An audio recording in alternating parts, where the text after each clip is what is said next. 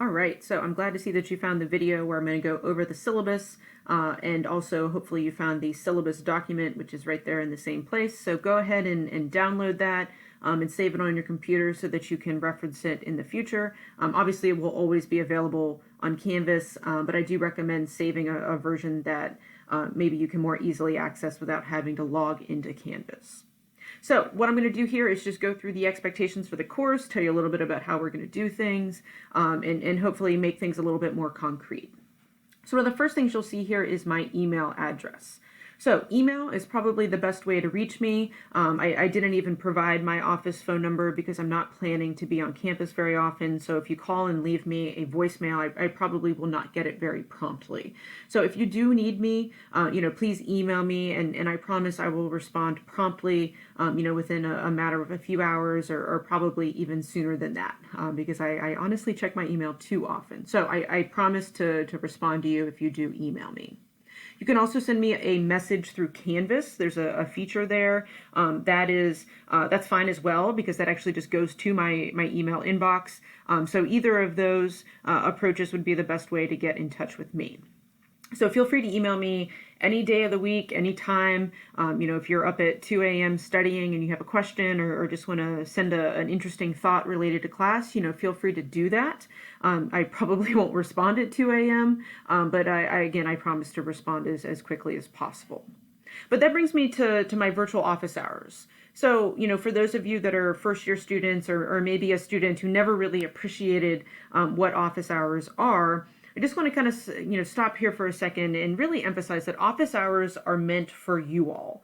These are hours every week that faculty set aside, that, we're willing and ready and excited to engage with you. And I just really want to encourage you to take advantage of the office hours of all of your faculty members.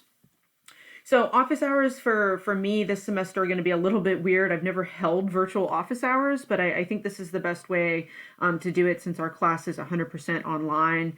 So between the hours of 2 p.m. and 4:30 p.m. on Mondays and Wednesdays, I will be sitting at my computer readily available to very quickly respond to you. So I've carved out my, time on my schedule, and these are hours I'm dedicating to interacting with students, in a prompt manner. So what you would do during those hours is just send me an email. And in that email, you can either just ask your questions there and just say something like, these were some questions I had after I read the chapter. Could you please answer these via email? And if that's the case, I'll just shoot back an answer through email. But if you'd rather see my face, have maybe a little bit of social interaction outside of the people you live with, or you just think it's a question that's maybe too complicated for email, then send me an email and just say that you want to set up a Zoom video meeting. What I would do is very promptly respond with information on how you can access the Zoom meeting that I've set up. So again, my goal with setting aside these hours is that, these are times that I will be at my computer, ready to respond quickly. We can set up a Zoom meeting for just a few minutes after you email me. So it's going to feel similar to how office hours normally would be when you could just walk in my office on campus. I just ask that you be patient when you email me. I'm going to be responding to people as kind of a first come, first serve approach. So it's possible a student or 2 or 3 or 4 students had emailed me right before you asking for Zoom meetings. And let's assume each of those Zoom meetings is 10 to 15 minutes. It might take me a little while to get to you, but I will get to you during those office hours. Just again, try to be patient and know I'm getting to you as soon as I'm done helping other students. So I did get a few questions about the textbook. So I hope the information I sent back or sent out to all of you, a few days ago, was more helpful than maybe what you found on the bookstore webpage. Basically for this class, what you're doing is you're buying an access code to an online learning management system. It's called Revel. So Pearson Revel is what it's called. So when you log into this, what you're going to be able to do is you'll access online textbook material. You'll be able to read the textbook online. And then there's also going to be some cool things embedded in there. There's videos, there's kind of short answer response prompts. There's a quiz in there you'll do each week. So there's some really cool stuff embedded into Revel that all kind of gear towards helping you prepare to do well in this class. And so if you are totally lost about what you're supposed to buy or how you're supposed to get it, the best thing to do would just be to go to our Canvas page and click the Revel tab. It's right here. Once you click that, it's going to go straight into the Pearson webpage, and it will have all of the information you need to be able to purchase it. So right there, it will allow you to enter a credit card information. And because this is synced and linked to our class, it will purchase the right thing. So if you're confused or kind of nervous about what to buy, I know this is kind of a new concept for a lot of you. This is new to me. I've never done the online version, but it's actually really cool. I think I'm committed to doing this long term, even if I'm teaching in person. It's a really cool system. It is also less expensive than a paper version textbook. That's what really sold me on it. I know textbooks are expensive. I feel bad that you all spend so much money on your materials on top of the cost of college. And so that's really what sold me on it, was that it is less expensive and you get access to more stuff. So to me, it's a win-win. Okay, so I'll show you more about Revel in a little bit.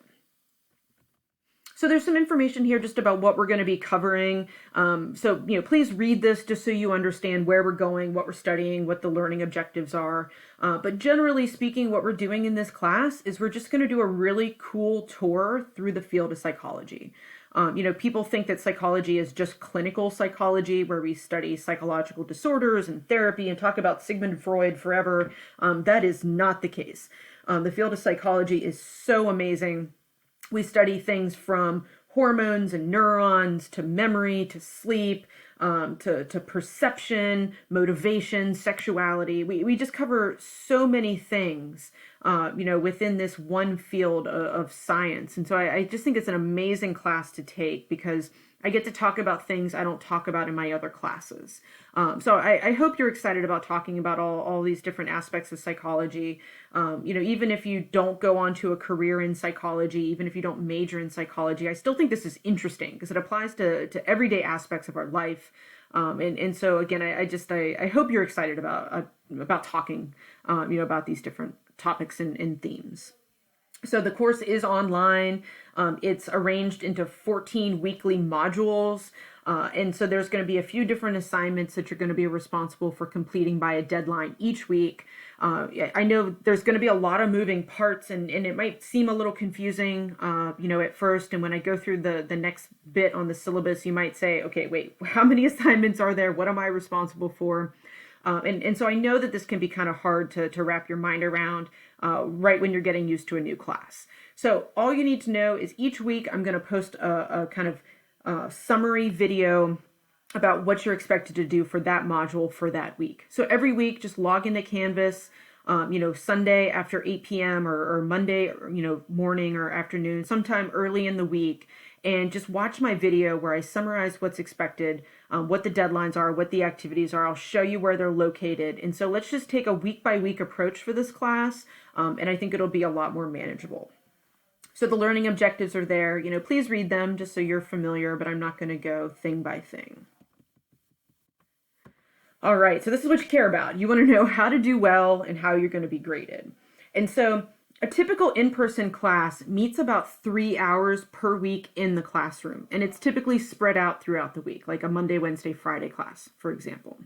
But we also know in a typical class, you're going to have out-of-class work too, reading, homework, studying, things like that. And that typically takes even more time, maybe like 3 to 6 hours a week.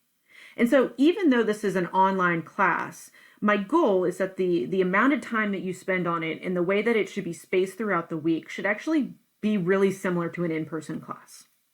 So you can kind of think of, beginning your week by maybe reading, doing your online Revel reading with your embedded quizzes, and then starting your discussion boards. And then maybe later in the week, maybe like Wednesday, moving on to watching my lecture and doing your class assignment, and then engaging in the discussion board again. And then towards the end of the week, maybe like Thursday, Friday, Saturday, taking your kind of capstone end of the week timed quiz. So again, as I just said a couple seconds ago, I know once I start rattling off all the different assignments, it sounds like a lot just because this is a new experience for you. So again, each week I will post a video. All of your materials for that week will unlock at 8 p.m. on Sunday, and then you'll have exactly 1 week until the following Sunday at 8 p.m. To walk through everything. Once that module unlocks, there will be a video waiting for you explaining everything for the week, And then I just recommend you sitting down and thinking through for that week, what order does it make the most sense to do things? And then thinking about which days of the week based on your schedule. Okay, so again, I will explain this more as we get going here. So in your Revel, you're going to see that there's an online textbook, essentially. There's going to be text that has key concepts and definitions, examples. There's some cool embedded videos and some graphs. And so each week, what I would recommend doing is starting by looking at your Revel online textbook and reading that. And as you're reading, there's going to be some opportunities for you to write in some reflection, do some short answer questions. And then at the end of every Revel chapter, there's going to be an embedded Revel quiz. And so what's cool about this is it's kind of a learning opportunity. You get a few opportunities to answer each question. So if you get it right on your first try, you'll get maximum points for that question. And then each subsequent try, you're going to get fewer and fewer points. Okay, but essentially what I would recommend each week is start with your Revel assignment, your reading and your Revel quiz. Each week, you're also going to have class assignments. These are things that I've written up based on what I think is important or things that I think will help you understand the material a little bit differently or a little bit better. And so that is also something you're expected to do each week for each module. And so again, in the weekly summary video, I'll explain what the assignment is, explain the directions, explain how you can do well. And so that's another thing that you're going to have to think about. When in the week should I try to do the class assignment? I would recommend doing it more towards the middle of the week after you've watched my lecture. Okay, so again, to kind of give you a idea or some advice on how to structure your week, start with your Revel assignment, read the textbook, do your online Revel quiz, and then next you're going to engage in a class discussion, which I'm going to talk about in a second. And then more towards the middle of the week, that would be an opportunity to then move on to watching my video of the PowerPoint of the lecture and then tackling your class assignment. Okay, so class assignment's probably more towards the middle of the week. Should also pause and say you'll see across all of these assignments, it says no late assignments will be accepted. That's simply because you have all week to do these things. My expectation is that you're not waiting until the last minute. You should be working on these early throughout the week. So there shouldn't be any issues with being able to finish them on time. The other reason is the correct answers for all of these assignments will unlock at the end of each week. And so it's problematic if you then want to turn it in late and the assignment answers have already been released. So just to keep everybody on track, correct answers are going to be released each week. And then, the expectation is that you would have turned everything in by then with no late assignments being accepted. Okay, so as I just mentioned a few seconds ago, there's a class discussion board that's going to be going each week. For week 1, it's the whole class discussing just kind of introductions and kind of getting to know each other. But after we get past that, we're going to do small group discussions where I'll post a prompt, a question or an idea or a thought, and just ask you to share your ideas. And so the hope here is that you will get to know other people in the class. You can hear other people's perspectives. And so what I hope that you'll do is get in there early each week, early maybe Monday or Tuesday, post your thoughts on that idea or that question. And then later on in the week, log back in and respond to a classmate. So again, you'll see that this will be graded based on your continual participation throughout the week. And so this is kind of the attendance portion of what would normally be an in-class discussion, but we're going to do it online. And so what I'll be looking for is that you posted your thought or your response early in the week, and that later in the week you responded to at least one person in your group. And I hate that I have to say this, but let's please keep the discussion, the responses, the reactions respectful. You will lose points if you're rude or condescending or if you are if you're problematic in the discussion board conversations. Each week you'll also have a timed quiz that you'll complete on Canvas. Okay, so the timed quiz is on Canvas listed under quizzes. I'll show you all of the where things are found on Canvas in a minute. These are intended to be completed towards the end of the week. You should have done everything already. You should have read, watched the lecture, done the class activity, and at least started the discussion board activity. So again, the idea is that your timed quiz should go at the end of the week.